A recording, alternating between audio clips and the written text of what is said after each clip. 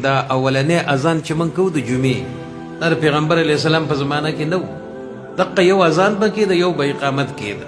اجماع د کوم ځای نه ثابته ده چې قرآن کې چېرته ثبوت شته؟ ما ته به د قرآن آیت ښیې چې الله ویلي دي چې د مسلمانانو اجماع دلیل دی. د امام شافعي رحمه الله نه چا تپوس وکړو ویل دلایل د شرع څو دي؟ طالبان علما په دې پوهېږي. د دین او د اسلام او د یو کار چې دا د الله او د رسول طریقه ده، د دې دلایل څو دي؟ نو دلایل یې څلور دي. یو قرآن دی، یو حدیث دی، یو اجماع دی، یو قیاس دی.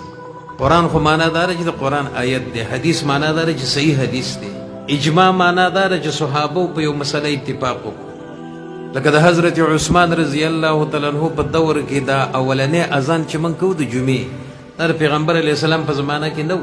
دقه یو اذان به کېده، یو به اقامت کېده. د ابوبکر صدیق رضی الله تعالی عنہ په زمانه کې دا اولنې اذان نه و. د حضرت عمر په دور کې هم نه و. د حضرت عثمان په اولني 15 کالو کې هم نه و. 6 کاله پس حضرت عثمان وی چې دا کم امام راشي او دا اذان وشي او به خطبه ویلې شي او به اقامت کېږي، نو په دې کې د ډېرو خلکو نه دا جمع پاتې شي. لہذا د مدینې آبادي سیوا ده او لسپیکر خو وی نه.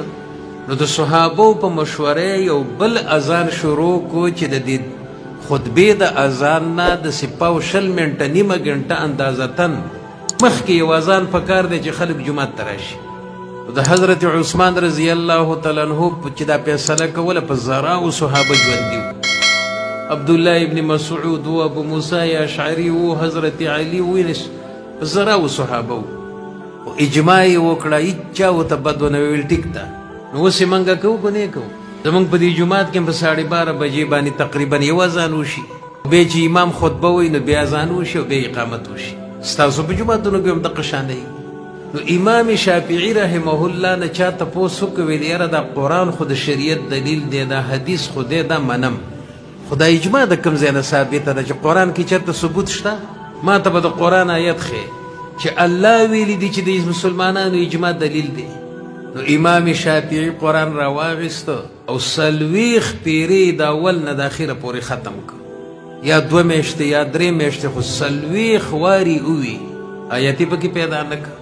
نو په 40مه پیرې په دې آیت نظر ولګي. دې ته تدبر وایي چې ومن یشاقق الرسول من بعد ما تبین له الهدى ويتبع غیر سبیل المؤمنین نوله ما تولى ونصله جهنم. ترجمه څه ده؟ الله وایي چې چا د محمد رسول الله مخالفت وکړو، خبره ولا ونه منله، نو جهنم ته به بوزم.